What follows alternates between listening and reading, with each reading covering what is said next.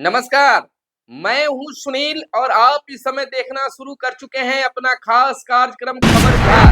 खबर बिहार में बातें करते हैं, बिहार की खबरें होती है बिहार की। बिहार की खबरों के साथ-साथ देश दुनिया में क्या कुछ चल रहा है, तमाम खबरों से हम आपको कराते हैं अपडेट। बिहार में शिक्षा, रोजगार का क्या है हाल और गाँव की सरकार को लेकर क्या कर रही है नीतीश सरकार, तमाम खबरों से हम आपको कराते हैं अपडेट। आज है 18 दिसंबर 2024 दिन बुधवार।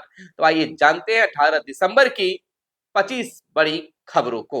सबसे पहले बात करते हैं जॉब्स की, लेकिन तमाम युवा पीढ़ी से और अपने दर्शकों से यह आग्रह है कि आप मेरे खबर बिहार बिहार समाचार को और सपोर्ट करें ताकि मेरे मेहनत का फल प्राप्त हो। यानी जितने लोग देखेंगे हमें उत्साहवर्धन होता है, उत्साह मिलता है। तो आप अपने दोस्तों के पास शेयर भी करें ताकि हमारे इस कार्यक्रम को और बढ़ावा मिले। तो चलिए बात करते हैं उन युवाओं के लिए जो नौकरी की तलाश में हैं। हम प्रतिदिन अपने खबर बिहार बिहार समाचार में हम जॉब्स की भी बातें करते हैं, राजनीति की भी बातें करते हैं, शिक्षा जगत की भी बातें करते हैं और योजनाओं की भी बात करते हैं और बिहार कैसे बढ़ रहा है इसकी भी बातें करते हैं। तो सबसे पहले जॉब्स की बात, सरकारी नौकरी डीयू में असिस्टेंट रजिस्ट्रार समेत 137 नॉन टेक्निकल पदों पर भर्ती निकली है। मैक्सिमम एज 40, ग्रेजुएट को मौका मिलेगा। आपको बता दें कि दिल्ली यूनिवर्सिटी डीयू में असिस्टेंट रजिस्ट्रार, सीनियर असिस्टेंट और असिस्टेंट के 137 पदों पर भर्ती की जाएगी। उम्मीदवार डीयू की ऑफिशियल वेबसाइट du.sc.in पर जाकर आवेदन कर सकते हैं। इसके लिए आवेदन 27 दिसंबर तक मांगे गए हैं। अब बात करते हैं एक बड़ी खबर की, एक देश एक चुनाव पर। एक देश एक चुनाव बिल पेश करने को लेकर वोटिंग हुआ लोकसभा में। लोकसभा में पक्ष में 269, विरोध में 198 वोट पड़े। कांग्रेस बोली सरकार के पास 2/3 बहुमत नहीं। बता दें कि लोकसभा में बीते मंगलवार को एक देश एक चुनाव के लिए 129वां संविधान यानी संशोधन बिल पेश किया गया। बिल के लिए पहले इलेक्ट्रॉनिक वोटिंग कराई गई। कुछ सांसदों की आपत्ति के बाद वोट संशोधित करने के लिए फिर पर्ची से मतदान हुआ। वहीं आपको बिहार से जुड़ी खबर बता दें, बिहार शिक्षा जगत की कि शिक्षा विभाग बिहार का हमेशा चर्चा में रहता है। चाहे के पाठक के द्वारा वह दबिश बंदी से या एस सिद्धार्थ के द्वारा वीडियो कॉलिंग की बातें हो, तमाम चीजों के लिए बिहार शिक्षा विभाग चर्चा में रहता है और शिक्षक सड़क पर उतरकर आंदोलन करने के लिए मजबूर रहते हैं और विभाग कार्रवाई करने के लिए बढ़ती रहती है। इसी बीच एक बड़ी खबर आई है, स्कूल का अंडा चोरी करते पकड़े गए मास्टर साहब। शिक्षा विभाग ने कार्रवाई का दिया आदेश। बच्चों के मध्याह्न भोजन में अंडा चोरी कर घर ले जाने वाले गुरुजी से जिला शिक्षा विभाग ने 24 घंटे के अंदर स्पष्टीकरण का जवाब मांगा है। जवाब नहीं देने पर विधि सम्मत कार्रवाई करने की भी कड़ी चेतावनी विभाग के द्वारा दी गई है। पूरा मामला बता दें कि पूरा मामला बिहार के लालगंज प्रखंड के उत्क्रमित मध्य विद्यालय रिखर का है। इस स्कूल का एक वीडियो ग्रामीणों ने वायरल कर दिया था। वीडियो में स्कूल के प्रधानाध्यापक ने बच्चों के मध्याह्न भोजन से झोला में अंडा लेकर जाते दिख रहे हैं, जिसका ग्रामीणों ने विरोध किया और कहा कि यह अंडा बच्चों को खाने के लिए आता है, ना कि आपके घर पर ले जाने के लिए। काफी विरोध के बाद शिक्षा विभाग के अधिकारी आए और लोगों को समझा बुझाकर चले गए। इधर वीडियो को तेजी से वायरल होते देख जिला शिक्षा पदाधिकारी के निर्देश पर जांच टीम बनाकर इसकी जांच की गई तो यह सही पाया गया। इस संबंध में जिला शिक्षा पदाधिकारी वैशाली के द्वारा एक पत्र जारी किया गया है और प्रधानाध्यापक से स्पष्टीकरण का जवाब मांगा है। हक है अपना पक्ष भी रखने का। तो इस तरह से शिक्षा विभाग में मामले भी उजागर होते रहते हैं। अगर दोस्तों इस वीडियो को अगर आप बिहार से बाहर से भी देखते हैं तो कमेंट कर जरूर बताइए, ताकि हमें और खुशी होगी कि हमारे वीडियो कहां-कहां तक पहुंच रहे हैं। और बिहार से देखने वाले लोग जो हैं वह जरूर एक कमेंट करके बताएं कि आप किस जिला से देख रहे हैं। जिला का नाम तो जरूर लिखें, और बिहार से बाहर देखने वाले हैं तो राज्य का नाम लिखें। हमें मालूम होगा कि हमारे वीडियो को कहाँ-कहाँ के लोग देखते हैं। और दोस्तों आप पर उम्मीद ही नहीं विश्वास है कि आप अपने इस वीडियो को अपने दोस्तों के पास ज़रूर शेयर कीजिएगा, ताकि यह जो हम कई वर्षों से आपके लिए काम करते आ रहे हैं और हमें उत्साह मिलता रहे। चलिए खबर की बात करते हैं। जनसुराज को एक और झटका लगा है। जनसुराज की कोर कमेटी से 2 नेताओं पूर्व सांसद मुनाजिर हसन और पूर्व केंद्रीय मंत्री देवेंद्र प्रसाद यादव का इस्तीफा, पीके पर लगाए गंभीर आरोप। यह क्या हो रहा है भैया? वहीं क्या साल 2025 में बिहार में महाराष्ट्र वाला खेला हो जाएगा?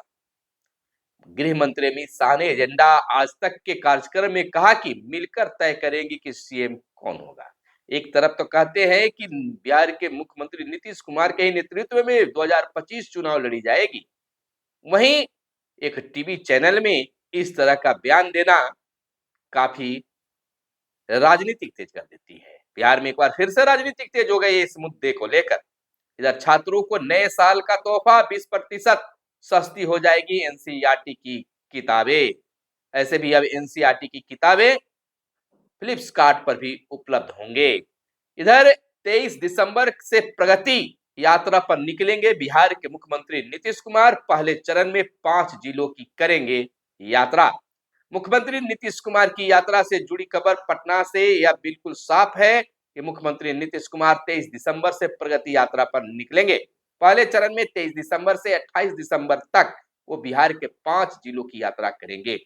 प्रगति यात्रा की शुरुआत 23 दिसंबर से पश्चिम चंपारण से होगी। 24 दिसंबर को नीतीश कुमार पूर्वी चंपारण में रहेंगे। 25 दिसंबर की अगर बात करें तो 25 दिसंबर को क्रिसमस की छुट्टी रहेगी। 26 दिसंबर को नीतीश कुमार की प्रगति यात्रा शिवहर और सीतामढ़ी में होगी। 27 दिसंबर को मुजफ्फरपुर में नीतीश की प्रगति यात्रा होगी। वहीं 28 दिसंबर को वैशाली में पहले चरण की यात्रा का अंतिम दिन होगा। मंत्रिमंडल सचिवालय विभाग के अपर मुख्य सचिव डॉक्टर एस सिद्धार्थ ने सभी अपर मुख्य सचिव, प्रधान सचिव, सचिव, जिलों के सभी प्रभारी सचिव, सभी प्रमंडलीय आयुक्त, सभी क्षेत्रीय पुलिस महानिरीक्षक, सभी क्षेत्रीय पुलिस उप महानिरीक्षक, सभी जिलाधिकारी एवं पुलिस अधीक्षक को पत्र लिखकर इस बात की जानकारी भी दी है। बताया कि 23 दिसंबर से 28 दिसंबर तक मुख्यमंत्री प्रथम चरण की प्रगति यात्रा पर रहेंगे। वहीं अमित शाह ने बढ़ा दी सीएम नीतीश कुमार की टेंशन। बिहार में भी महाराष्ट्र फार्मूला लागू करने के लिए दिए संकेत। का 2025 चुनाव का नेतृत्व करता अभी तय नहीं। आपको बता दें बिहार में अगले साल विधानसभा का चुनाव है, और इस चुनाव से पहले भाजपा के चाणक्य कहे जाने वाले ऐसी बात कह दी, तो इसके बाद से जदयू की टेंशन बढ़नी तय मानी जा रही है। इसकी वजह यह है कि जो एनडीए इतने दिनों से यह गुणगान कर रहा था कि आज आगामी बिहार विधानसभा चुनाव नीतीश कुमार के नेतृत्व में लड़ेगा, अब उसमें अमित शाह पर तेज गरम मसाला डाल दिया है अमित शाह ने। दरअसल एक कार्यक्रम में शामिल हुए भाजपा नेता और केंद्रीय गृह मंत्री से जब यह सवाल किया गया कि अगले साल बिहार में विधानसभा चुनाव होना है, तो इसको लेकर आपकी तैयारी कितनी है और इसको लेकर क्या एजेंडा है, साथ ही क्या इस बार भी नीतीश कुमार के नेतृत्व में ही प्राइम फेस होंगे या उनके नेतृत्व में चुनाव लड़े जाएंगे। तो उन्होंने कहा कि अभी हमारा फोकस थोड़ा उधर की तरफ नहीं है। तो जैसे ही कुछ तय होगा और समय आएगा तो सब कुछ आप लोगों को बता दिया जाएगा। बिहार के लोग हमारे साथ हैं, हमें वहां के लिए अधिक चिंता करने की जरूरत नहीं है। तो यह कुछ अलग बात है, लेकिन अटकलें तेज है। इधर सभी विश्वविद्यालय में एक पाठ्यक्रम के लिए समान नियम होंगे लागू। पाठ्यक्रमों की मान्यता कहां से मिली है, यह बताना होगा जरूरी। 15 दिनों में व्यावसायिक पाठ्यक्रमों के लिए सभी विश्वविद्यालय से मांगी गई है रिपोर्ट। परियोजना निदेशक ने सभी कुलपतियों, कुल सचिवों को भेजे निर्देश। कोर्स के संचालन से संबंधित जानकारी एक फॉर्मेट में देनी होगी। वहीं अगली खबर यह है कि बिजली उपभोक्ताओं को मीटर से हो रही है सबसे अधिक परेशानी। यह बड़ा खुलासा हुआ है बिजली शिविर में। कंपनी के शिविर में मीटर और स्मार्ट प्रीपेड मीटर की सबसे अधिक शिकायत आई। पंचायत स्तर पर लगे शिविर में 15,432 शिकायतों का तत्काल समापन किया गया। वहीं खरमास शुरू, नए साल में संक्रांति के बाद शुभ कार्य होंगे। आपको बता दें कि पौष कृष्ण प्रतिपदा के साथ ही सोमवार से खरमास शुरू हो गया। इसके साथ ही हिंदुओं के मांगलिक कार्य अब नए वर्ष में मकर संक्रांति के बाद शुरू होगा। शादी विवाह के लिए सूर्य, गुरु और चंद्रमा का बलि होना जरूरी होता है।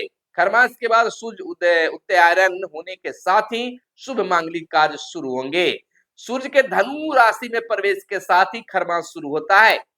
आपको बता दें कि सोमवार सुबह सूर्य धनु राशि में गोचर कर गया।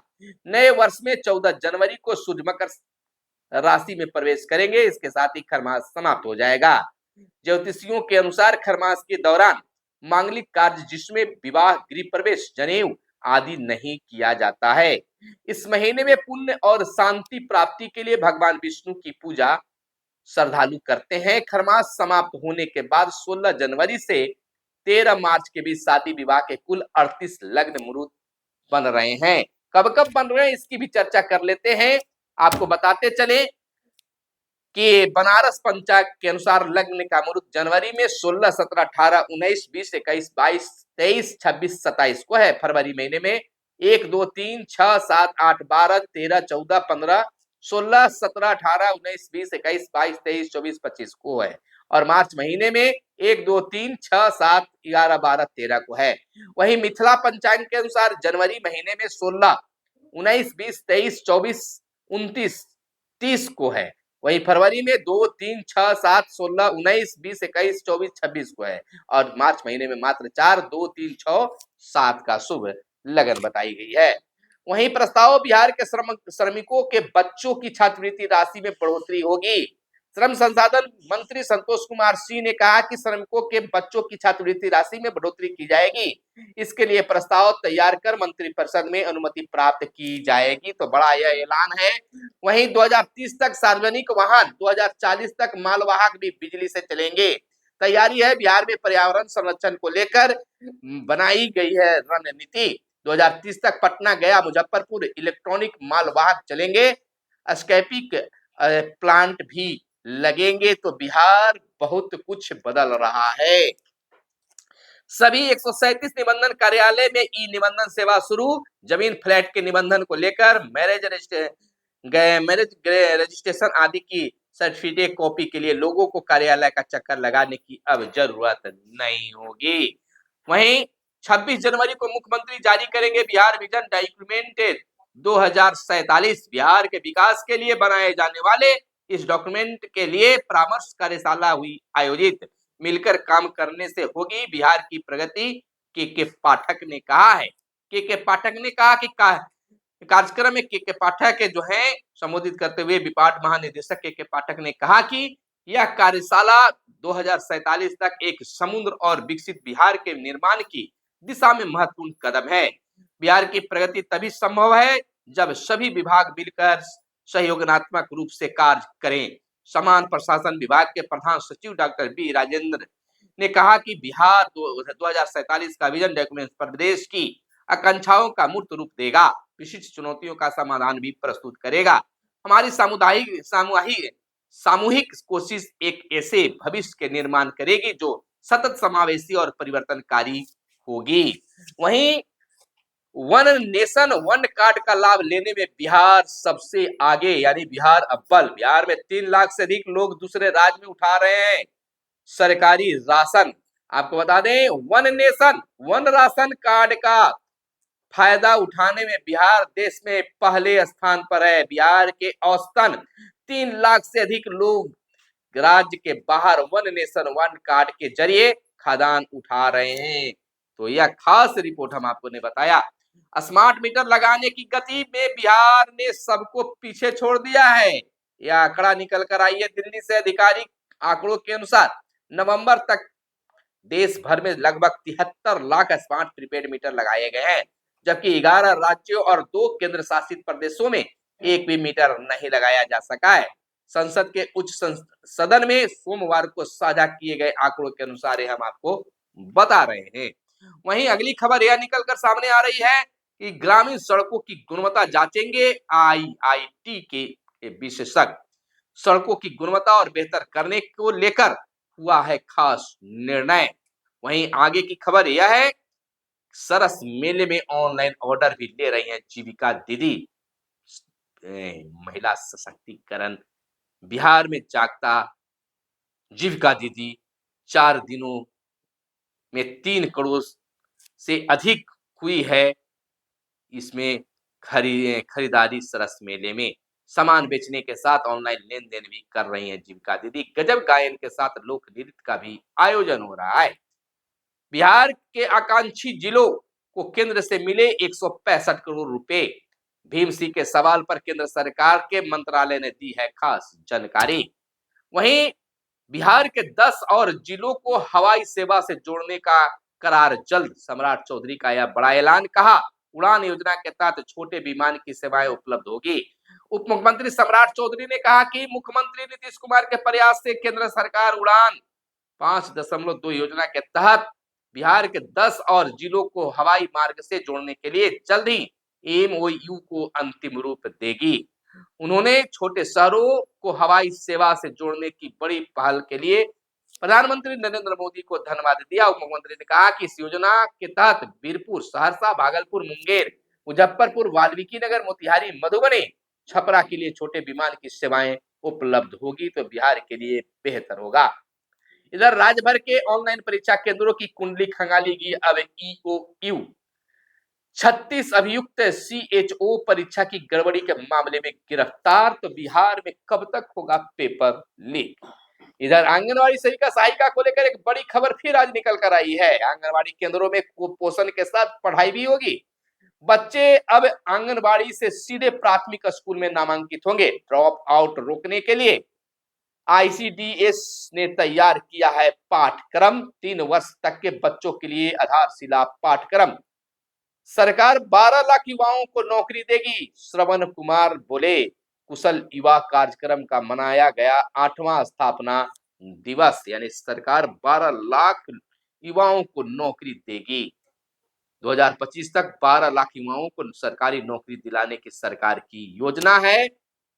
आपको बता दें कि लगातार शिक्षकों की मांग है कि राज्यकर्मी का दर्जा हमें कब मिलेगा, लेकिन अब सरकार धीरे धीरे बातें आगे बढ़ा रही है और उम्मीद जताई जा रही है कि जनवरी महीने में सभी नियोजित शिक्षक से विशिष्ट शिक्षक बने शिक्षकों को राज्यकर्मी का दर्जा जनवरी महीने में मिल जाएगा।